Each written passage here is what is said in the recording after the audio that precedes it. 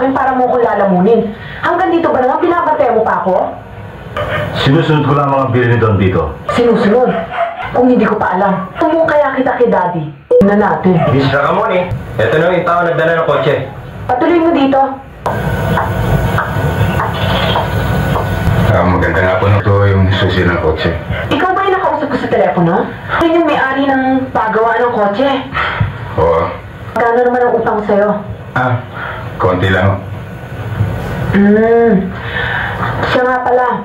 Ako si Suzette. Ako naman si Henner. Sa ba ang kotse? Kasi darating ang daddy ko ngayon. Ayoko mapahiya sa kanya.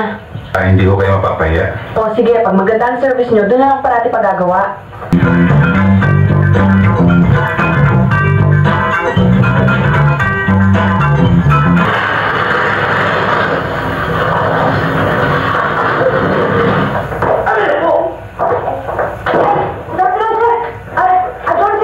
Dito ka naglalaro, ha?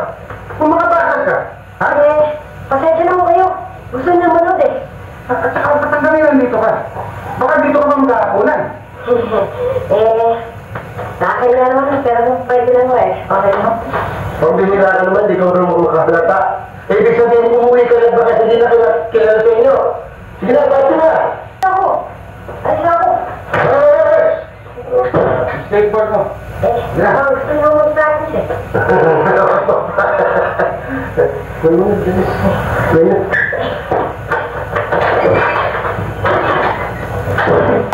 Tumating ka na pala. Basa-basa ka. Oo, init sa labas eh. Gusto mo mag-merienda? Iitayin mo na yung hapunan. Kumusta kayo ang kaya? Ni Lola, nakakunan lang po tayo.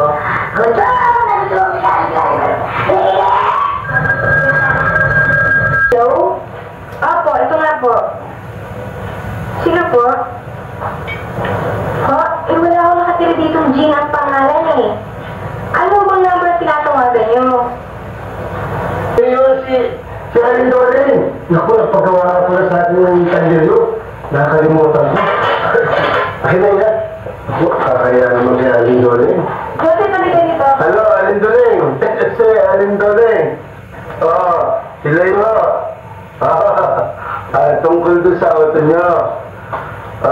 Kesa na lang ho hinihintay. Dad! Maaaring Hindi na pala na yung pangalan ng pagdating ng kanya. pesa, ibigay ko na sa inyo. Pwede ho. Pwede, sa kung siya, ba't ka tumawag dito? Street, lola ni Jen. Oo, hindi mo nakita kung gano'n yung binata pa si Jen. Ayun, sumagot sa'yo. Kapatid ni Jen, bunso. Sandali. Sino nagbigay sa'yo ng numero ng telepono itong bahay? Sila ma? Sila tatlo?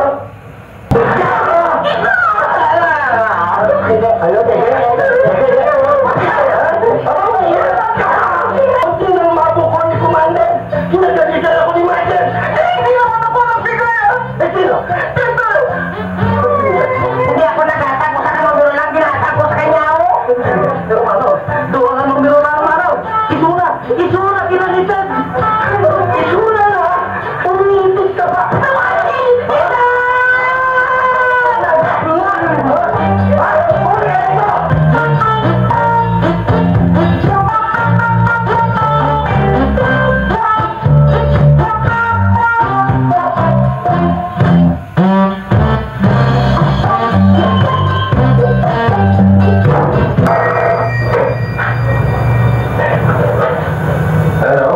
Mr. De La Freya?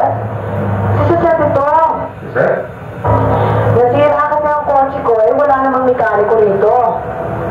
Kung pwede sana, puntahan mo ko. Sandali lang, titignan ko. Si Suzette, masiraan lang. Yung nangyari mo ng West State? Oo.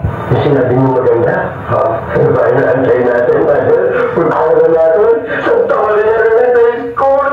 Ibang klase yan, society para. Pero na. Sisitaw ka na siraan. Nandito ako sa basement ng sine. Pagi.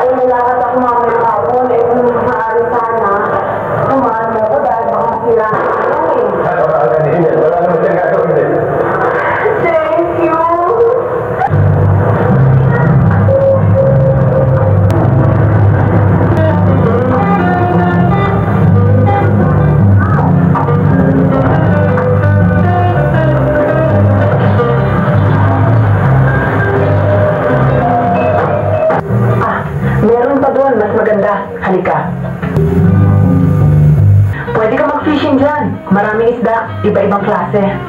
Here's the room. Come in. Halika. Bakit ba mukhang ilap na ilap ka? Hoy, may asawa ka na, no? Ako man, sort of tied up na. Kaya nga lang, I need someone to talk to. You know, the first time I saw you, bumabait ka. Sabi ko nga sa sarili ko, there is a man I can trust. Kung sabihin nagkamali ako, halika, upo ka. Ano ka ba? Lalaki o marikona?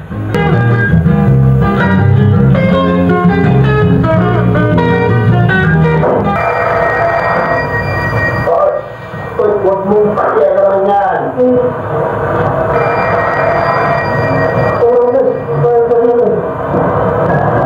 Hello? Leo, bakit ikaw sumagot? Sino yan? Ha? Mother? Ma'am? Oh, saan nagpunta si Hiner? Wala ako nag-outside service. Hindi ko masiguro dahil bibili pa ako ng pyesa. Bakit hindi na lang ikaw ang bumili ng pyesa? Hindi ko bagay sa akin yung maputi. Piyesang puti?